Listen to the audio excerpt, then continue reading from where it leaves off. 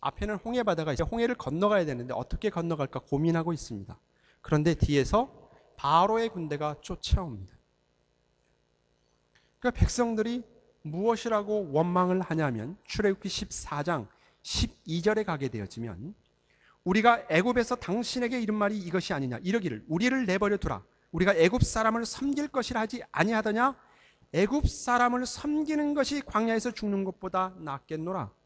이스라엘 백성들의 불만이었습니다. 불평이었습니다.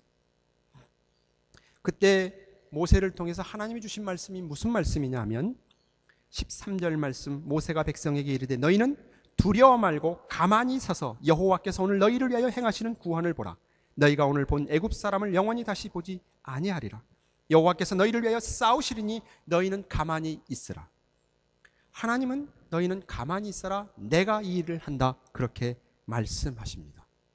구원이라고 하는 것 죄와 사망에서 건져서 우리의 신분을 하나님께로 하나님의 자녀된 신분으로 바꾸는 이 일은 하나님이 홀로 하신 일입니다.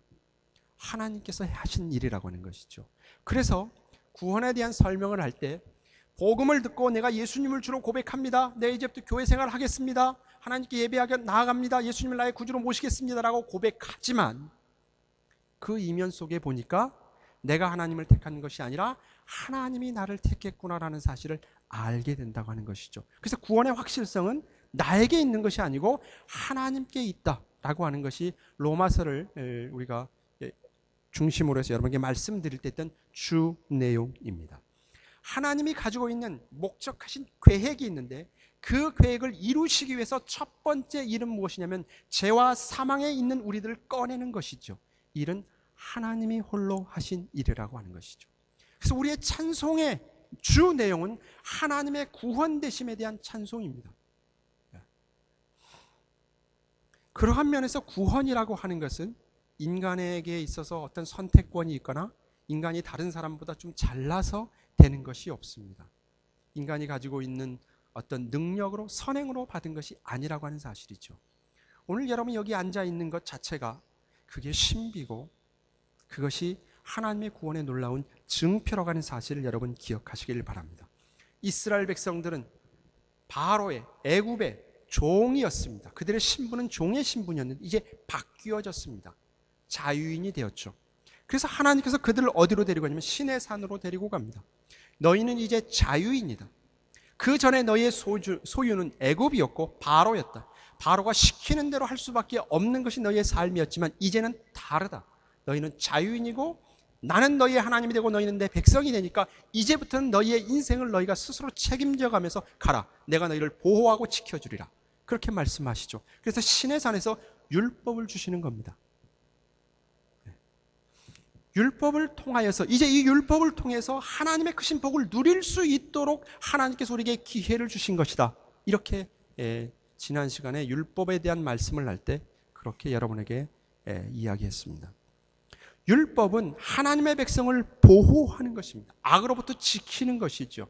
이것이 적극적인 의미 속에서의 율법이죠. 물론 바울이 율법에 대해서 첫 번째 기능을 이야기할 때 그 율법 앞에 선 인간이 도저히 다 지킬 수 없으므로 절망할 때 하나님의 놀라운 구속의 은혜를 베풀어 주신 것을 통해서 율법은 복음으로 인도하는 몽학선생이라 이런 말을 했습니다. 그 1차적인 의미라고 하면 그것을 통해서 하나님의 구원을 경험한 그리스도인들이 이 땅에서 어떠한 삶을 살아가야 될 것인가.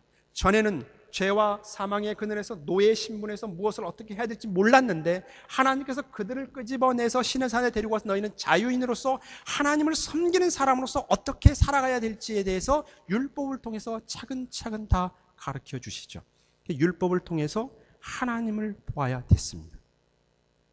율법 그 자체만이 아니라 율법을 주신 하나님이 어떤 분이 왜 이거를 주어졌는가라고 생각을 해야 되죠. 그래서 율법 안에서 이스라엘 백성은 참된 안식을 누릴 수가 있었습니다. 그러나 이 시내산이 이스라엘의 최종적인 목적이 아니었습니다. 하나님은 이스라엘 백성들을 가나안 땅으로 데려가기 위해서 애굽에서 끄집어내서 자유의 신분을 주었고 그 다음에 시내산에서 지금 율법을 주고 있습니다. 그래서 어디로 데리고 가냐면 하나님이 주신 약속의 땅으로 데려가죠. 우리가 잘 아듯이 가데스 바네아로 데리고 갔습니다. 그들은 하나님이 주신 땅을 믿음으로 받고 들어가야 했습니다. 근데 그들은 하나님을 보지 못했습니다. 10가지 재앙을 통해서 하나님이 누구인지 보였습니다. 홍해를 건너는 사건을 통해서 하나님이 어떤 분이신지를 보여주었습니다. 만나와 메추라기를 통해서 하나님이 매일같이 그들에게 기적을 베푸셨습니다. 근데 이스라엘 백성들은 하나님을 보지 못했습니다. 그래서 그들은 실패했죠. 아직 준비되지 못했습니다. 그래서 38년이라고 하는 광야 생활을 헤매게 되죠. 거기서 출애굽 1세대라고 하지만 싸울 수 있는 군사들 다 죽습니다. 민수기서는 인구조사를 2번 해죠. 처음에 나와서 인구조사하고 그 사람들이 군인들이 다 죽고 난 다음에 인구조사를 다시 합니다. 하나님께서 이스라엘 백성들을 구원시킨 건, 출애굽시키는 것은 시내산이 아니라 약속의 땅으로 데려가기 위해서 그 목적하는 바를 위해서 데리고 왔는데 가데스 바네아에서 실패했다가 38년이 지난 다음에 다시 모압 광야에 섰습니다. 그리고 하시는 말씀이 오늘 본문의 말씀입니다. 24절의 말씀, 너희는 일어나 행진하여 아르논 골짜기를 건너라. 내가 헤스본 왕 아모리 사람 시혼과 그의 땅을 내 손에 넘겼은즉 이제 더불어 싸워서 그 땅을 차지하라. 오늘부터 내가 천하 만민이 너를 무서워하며 너를 두렵게 하리니 그들이 내 명성을 듣고 떨며 너로 말미암아 근심하게 하리라. 아까 지도에서 보았던 것처럼 요단강 오른편입니다. 오른편에 가서 거기는 지금 아모리 족속들이 살고 있었고 여기에 첫 번째로 등장하는 사람이 헤스본 왕 시혼이 등장합니다. 그리고 3장에서는 바산 왕이 등장하죠. 이렇게 작은 부족 국가 형태로 아모리 족속이 살고 있는 그 땅에 지금 말씀하고 있는데 뭐라고 말씀하고 있냐 하면 이제, 그러니까 액센트가 이제, 거기다 동글방울 쳐야 됩니다. 빨간색은 밑줄 쫙, 시험 문제 나오면 이게 꼭 나오는 문제, 별표 3개. 이제 비로소, 이게 개역성경, 그러니까 개역 개정성경 말고 이전에 우리가 쓰던 개역성경은 비로소 이 말이야. 비로소 이제 싸워서 그 땅을 차지해라. 그렇게 이야기하고 있습니다. 그러면서 오늘부터 내가 천하 만민이 너를 무서워하며 너를 두렵게 하라. 지금까지 하나님께서 큰 일을 해오셨습니다. 구름 기둥 빛 기둥으로 이스라엘 백성들을 인도하셨고 만나와 메추라기를 통해서 그들을 먹이셨으며 하나님께서 그들의 의복과 신발이 닳지 아니하도록 역사하시고 함께 하셨습니다. 그럼에도 불구하고 지금 뭐라고 하냐면 이제부터 내가 새롭게 일을 시작한다라고 말씀합니다. 도대체 하나님께서 이전에 하신 일과 지금부터 하려고 하는 이 일의 차이가 무엇인가 라는 것에 대해서 우리가 좀 관심을 가져보려고 합니다. 이제, 오늘부터, 지금부터. 헤스본 왕 시온을 치는 일이 지금부터 새롭게 시작되는 일임을 가르쳐주고 있습니다. 이제까지 행했던 것과는 다른 의미, 앞에서 살펴보았던 것과는 다른 의미, 이스라엘을 구원한 일과 다른 의미로 설명하고 있습니다. 그러면서 무엇이라고 말씀하고 있냐 하면 24절에 그의 땅을 내 손에 넘겼은즉, 그 다음에 30절 말씀에 가게 되면 이는 내 하나님 여호와께서 그를 내 손에 넘기려고, 읽지는 않았습니다만 31절 말씀에 가면 다시 반복 나옵니다. 내가 이제 시혼과 그의 땅을 내게 넘기노니, 하나님께서 내게 넘겼다라는 말씀 없게 네 손으로, 너의 손으로 이 백성들을 쳐라, 그렇게 말씀하고 있습니다. 앞에서 살펴보았던 것처럼 이스라엘 백성들을 애굽에서 구원해내는 일은 하나님이 홀로 하셨고 뭐라고 말씀해? 너희는 가만히 있어라 그랬습니다. 내가 그 일을 하겠다라고 말씀하셨습니다. 근데 지금 출애굽한 다음에 가나안을 정복해가는 이 전쟁을 시작하는 이 시점에 무엇이라고 말씀하고 있냐 하면 이제부터는 너의 손으로 이 일을 하라, 그렇게 말씀하고 있습니다. 그리고 그것은 뭐라면 이건 새로운 일이다, 그렇게 말씀하고 있습니다. 이제부터는 비로소 시작되는 일이다 라는 것이죠. 이전의 싸움은 애굽에서 건져내는 싸움입니다. 그러나 지금은 애굽에서 건져내는 것이 아니라 신분이 자유인으로 된 다음에 싸워야 되는 싸움으로 가고 있죠. 다르죠. 하나님이 주신 그 약속의 땅을 차지하는 싸움이 다른 것입니다. 그래서 이것을 무엇이라고 이름하냐 하면 애굽에서 이스라엘 백성들 종살이했던 것에서 건져낸 것에 대한 부분을 그것을 칭이라 그렇게 표현합니다. 이름표를 붙였습니다. 구원이라 그렇게 이야기합니다. 그리고 이제부터 구원받은 하나님의 백성으로서 싸우는 이 싸움을 성화다 그렇게 표현합니다. 왜냐하면 이 성화의 싸움과 칭의의 싸움은 다르기 때문에 그렇습니다.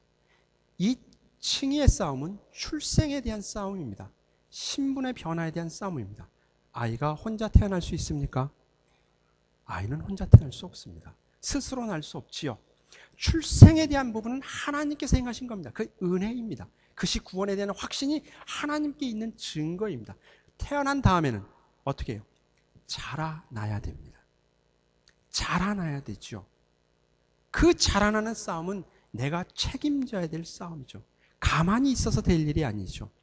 어렸을 때는 가만히 있습니다만 자라면서 손발이 움직이면서 먹고 행동하고 운동하고 배우며 자라나야 되는 싸움입니다.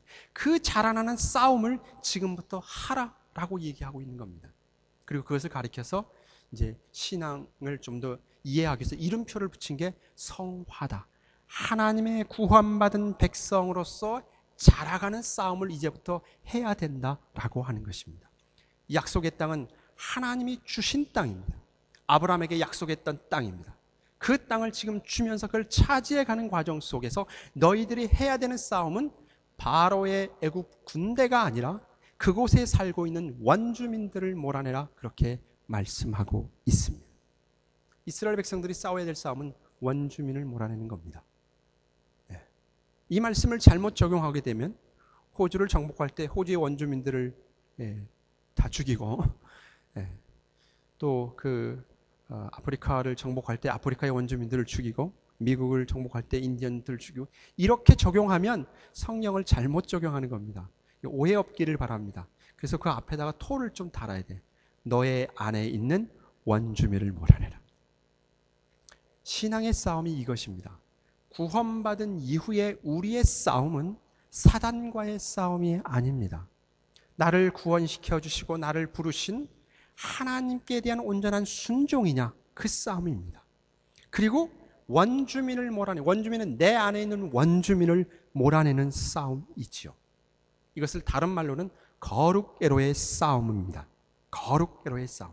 신분의 싸움이 아니라 하나님의 자녀로서의 그 삶을 지켜가는 싸움이며 자라나는 싸움을 하고 있죠. 여러분이 아이를 키울 때 아이가 자라지 않습니다. 여러분 어떻습니까? 자라지 않으면 온갖 짓을 다 하죠. 키가 안 자라면 키가 자라는 것 거짓말해도 듣고 가잖아요. 그러나 몸만 크다고 다 합니까? 아니죠. 몸만 컸는데 마음은 안 컸어요. 어떻습니까? 속 없는 사람이 되죠. 그래서 몸과 마음이 같이 자라야 됩니다. 우리가 하나님의 자녀로 출생해졌다고 하면 그 다음부터 우리는 자라나야 돼요. 하나님께서 원하는 그 수준까지 자라나야 됩니다. 그것이 신자가 서 있는 현 주소입니다. 지금부터 이스라엘 백성이 싸워야 될 싸움이 그 싸움입니다. 이미 그 안에 살고 있는 원주민들을 몰아내고 하나님께 주신 말씀을 따라서 새로운 하나님의 나라를 세워가는 싸움, 이 싸움을 하는 것이죠. 우리는 과거에 예수 그리스도를 믿기 전에 하나님께서 우리를 죄와 사망에서 건져내시기 전에 죄의 종로로 타던 사람이었습니다. 그 자리에서 건져내서 하나님의 자유인으로 삼아주셨습니다. 근데 우리의 생각과 우리의 삶의 모든 것들은 하나님의 말씀을 따라 살아가는 것이 귀찮습니다. 그러고 싶지 않습니다. 왜냐하면 본성을 거스르는 싸움이기 때문에 그렇습니다. 거룩애로의 싸움은 본성을 거스르는 싸움입니다. 그 싸움은 내가 살고 있는, 내가 이제까지 살아왔던 그 편안함을 벗어버리는 자의 삶입니다. 여러분은 아마 그것을 피부적으로 느낄 겁니다. 한국에 살았던 삶을 버리고 이곳에 와서 살았을 때 모든 것들이 맞지 않아서 피부적으로 많이 느끼지 않습니까? 그래서 습관이라고 하는 것이 굉장히 무섭죠. 자녀들에게 가장 큰 유산은 뭐냐? 좋은 습관을 주는 것이다. 어떤 사람이 얘기했습니다. 그 금은 보화보다도 좋은 습관을 주는 게 좋다. 이런 표현을 했습니다. 습관이 굉장히 무섭습니다. 저는 섬에서 자랐습니다. 사면이 바다로 둘러싸여 있는 섬에서 자랐는데 눈만 뜨면 보이는 게 물입니다. 근데 바닷물입니다. 이 물은 먹을 수 없는 물입니다. 지금은 기술이 발달되어져서 바닷물을 민물화 시키죠. 그래서 사용합니다만은 제가 어렸을 때는 그렇지 못했습니다. 이게 물이 귀합니다. 먹는 물도 모자라는데 목욕하는 물이 있겠습니까? 그러니까 씻는 것이 부자연스럽습니다. 지금은 세수를 안 하면 좀 티가 나지만 그때는 세수를 안 해도 티가 나지 않습니다. 목욕은 더더욱 말할 것도 없이 여름에야 바닷물 속에 들어갔다 나왔다 하면서 어느 정도 몸을 씻지만 가을 지나고 겨울이 돼도 한 번도 몸을 씻지 않습니다. 그래도 불편하지 않습니다. 냄새도 나지 않습니다. 그게 익숙하게 자랐습니다. 목욕탕 가는 것이 참 힘들어서 중학교 졸업하고 고등학교를 이제 육지로 나왔습니다. 근데 학교에서 갑자기 용의 검사라는 게 있습니다. 위생 검사라는 게. 여기는 호주는 그런 게 없는 것 같습니다. 위생 검사하고 손톱이 길거나 손때 있거나 그러면 매를 맞지요. 저는 학교에서 나쁜 짓에서 매 맞은 적은 기억이 없습니다. 근데 어느 날 선생님이 검사를 하는 겁니다. 고등학교 1학년 때. 바지를 올렸습니다. 근데 거기에 새카맸습니다. 저는 전혀 불편한지 몰랐습니다. 그래서 매를 맞았어요. 그래서 그 다음부터 목욕탕을 다니기 시작했습니다. 근데 그래도 불편해요.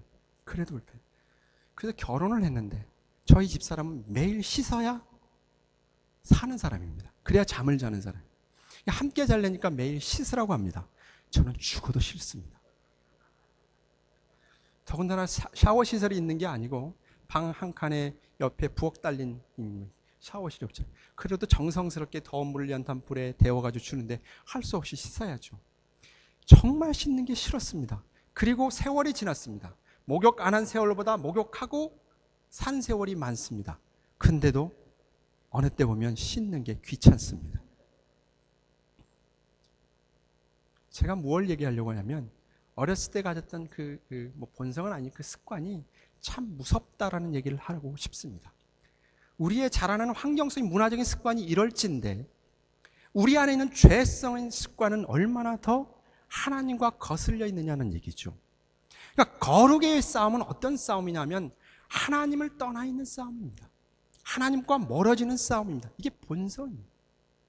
거기서부터 돌아서서 하나님을 향해 가는 싸움이 우리의 싸움입니다. 이게 참 어렵습니다. 본문의 말씀 속에서 이런 얘기가 나오죠. 모세가 헤스본 왕 아모리 사람 시혼에게 가서 무엇이라고 얘기하냐면 우리는 여기를 지나갈 것이다. 그러니까 우리가 돈을 주고 먹을 것을 사고 돈을 주고 물을 살 것이다. 그냥 지나만 갈 것이니까 좀 비켜다오 라고 평화를 제의합니다. 근데 뭐라고 하죠? 허락하지 않습니다. 이 말이 의미하는 게 뭡니까? 우리가 하나님을 향해 살아가는 이 삶은 우리의 본성과 함께 할 수 없다고 하는 것을 우리에게 보여주는 것이죠. 그래서 성도의 삶은 평화가 없습니다. 내가 예수님을 믿고 난 다음부터 그 나라에 이를 때까지 끊임없이 반복되어지는 싸움이 바로 이 싸움입니다. 여러분, 교회 나오기가 즐겁습니까? 기쁩니까? 아니잖아요. 하나님을 만난다는 기쁨도 없을 뿐만 아니라 그거는 있다 할지라도 그 나머지 방해하는 요소들이 얼마나 많습니까? 하나님을 위해서는 내가 가겠는데 저 싫은 사람 보기 싫으면 못 가겠노라 라는 게 우리의 현주소 아닙니까? 여러분 아닌가요? 감사합니다. 우리 안에 있는 원주민과는 화친할 수 없습니다. 이것이 신자가 가지고 있는 현주소입니다. 매일매일 갈등하는 것이죠. 그래서 우리의 싸움은 나의 본성을 쫓아갈 것인가 아니면 나의 원주민을 몰아내는 싸움을 할 것인가. 원주민을 몰아내는 싸움이 어떤 싸움입니까? 원주민을 몰아낸다라는 게 의와 거룩으로 가는 싸움이 무엇입니까? 내 본성을 거스리는 것. 골로새 3장 5절과 8절에 가면 이런 말씀이 있습니다. 골로새서 3장 5절에서 8절 말씀에 가면 그러므로 땅에 있는 지체를 죽이라 곧 음란과 부정과 사욕과 악한 정욕과 탐심이니 탐심은 우상 숭배니라. 이것들로 말미암아 하나님의 진노가 임하느니라. 너희도 전에 그 가운데 살 때 그 가운데서 행하였으나 이제는 너희가 이 모든 것을 버려라. 곧 분함과 노여움과 악의와 비방과 너희 이의 부끄러운 말이라. 여러분, 어느 쪽이 더 가깝습니까? 내가 예수 그리스도를 믿고 난 다음부터 내가 행하는 모든 말이나 나의 행동이나 내 삶이 분함, 노여움, 악의, 비방, 부끄러운 말과 상관없습니까? 성경은 이걸 버리라고 합니다. 예전에는 그럴 수밖에 없었습니다. 죄와 사망에 있을 때는 그럴 수밖에 없습니다. 그래서 이 세상 사람들은 그렇게 갈 수밖에 없습니다. 여기에 그 시온에게서 그의 본성대로 내버려 두니까 하나님을 거스리고 화친할 수 없고 악을 행하는 것처럼 이 세상은 그렇게 갈 겁니다. 여러분, 세상을 욕하지 마십시오. 세상은 돌이킬 수 있는 힘이 없습니다. 능력도 없습니다. 그들은 거기에 갇혀서 살아갈 것입니다. 거기서 끄집어내서 우리에게 영원한 하나님의 나라와 하나님의 살아계심과 의와 생명을 우리에게 불어넣어 주셨습니다. 그래서 우리는 하나님께 대해서 반응할 수 있는 사람들입니다. 그러면서 이제는 하나님께서 끄집어낸 것은 하나님께서 행하셨지만 이제부터 우리의 삶은 어떤 삶을 살아야 되냐면 하나님을 향한 거룩으로서의 삶을 살아가야 되는데 너무 힘들고 어렵습니다. 본성도 힘든데 내가 처해 있는 환경이 너무 힘듭니다. 다 벗어나고 싶습니다. 새롭게 시작하고 싶습니다. 내가 예수를 믿는 순간 모든 것에서 다 벗어나서 새로운 곳에서 새로운 삶을 시작하고 싶습니다. 그런데 예수를 믿고 난 다음 여러분 환경은 어떻습니까? 똑같습니다.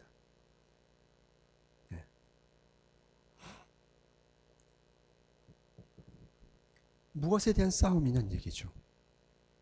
여러분 안에 있는 내적인 싸움입니다. 외적인 싸움이 아닙니다. 바깥에 있는 싸움이 아닙니다.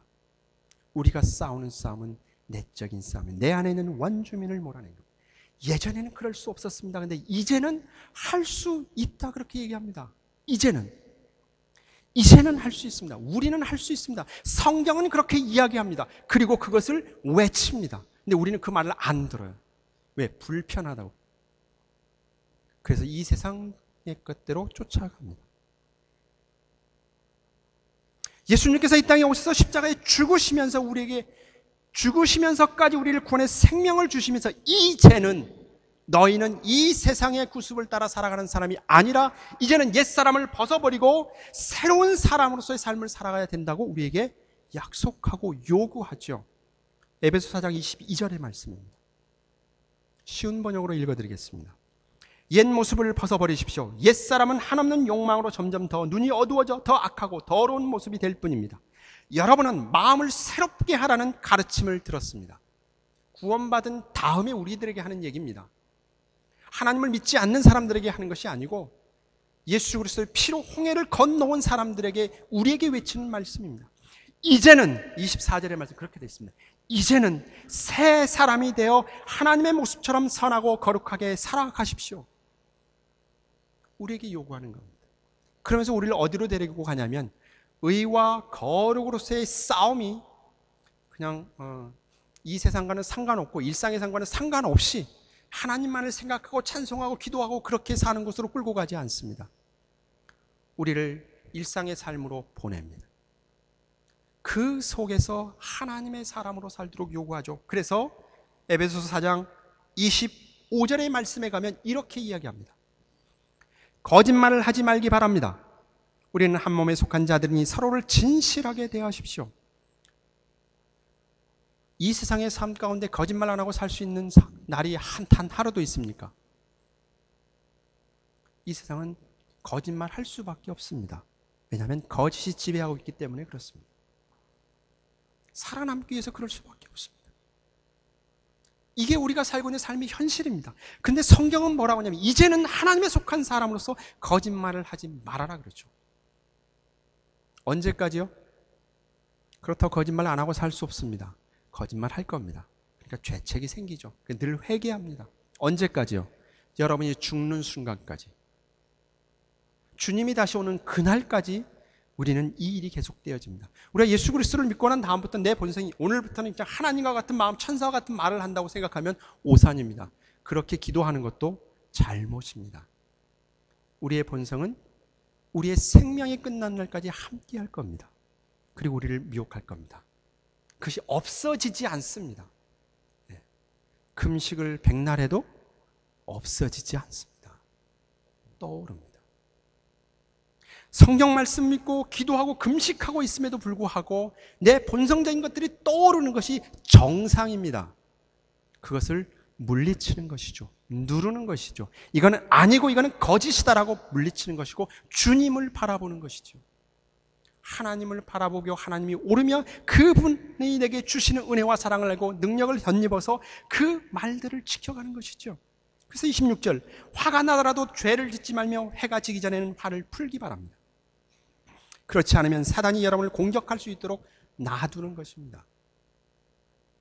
사단과 싸우라는 얘기가 아니에요. 오히려 내가 이렇게 하지 않음으로써 그것이 틈을 준다, 그렇게 표현하고 있습니다. 도둑질하는 사람이 있으면 도둑질을 그만두고 새로운 마음으로 일을 하십시오.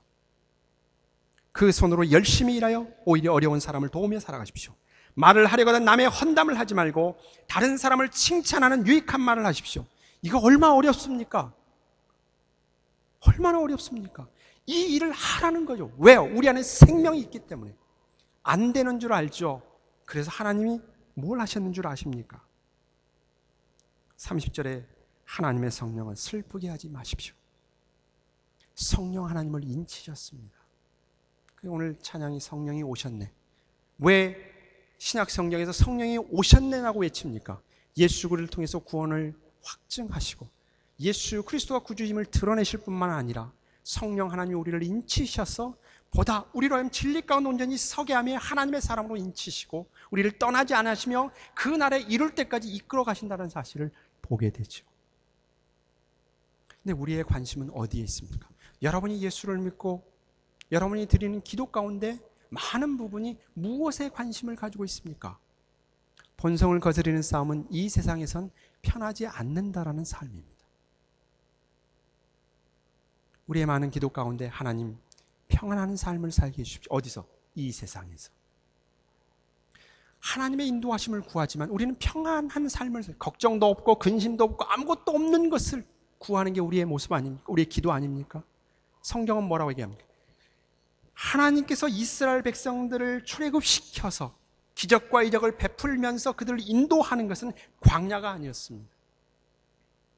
그들은 약속의 땅으로 데려가는 것이죠. 네. 광야가 아니었습니다. 하나님께서 우리를 이끄시는 것은 영원한 목적한 하나님과 영원토록 살기 위해서입니다. 그래서 영원한 생명을 얻은 자가 그리스도인입니다. 그것을 주기 위해서 예수님이 오셨고 생명을 주시다, 그렇게 표현합니다.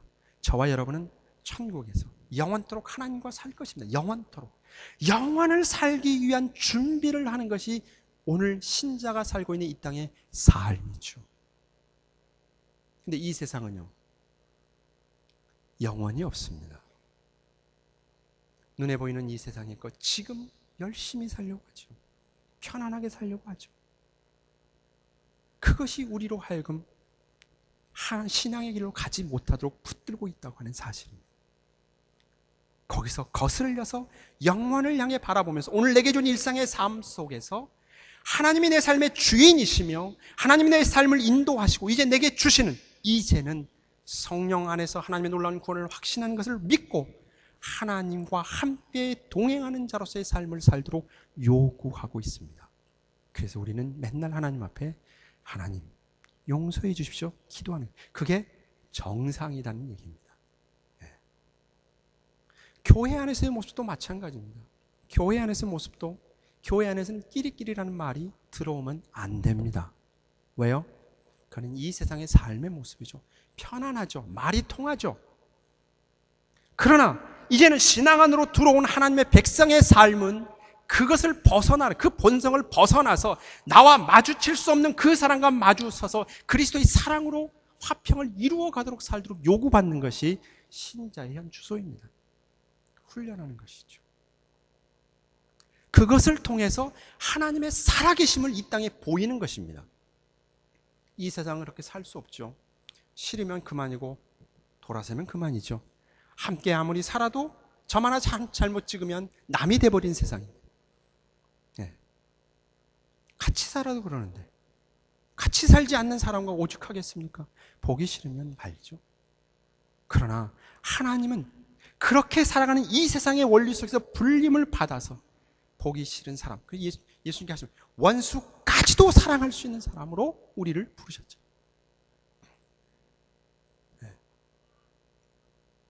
이 땅에서 이루어지지 않을 수도 있습니다.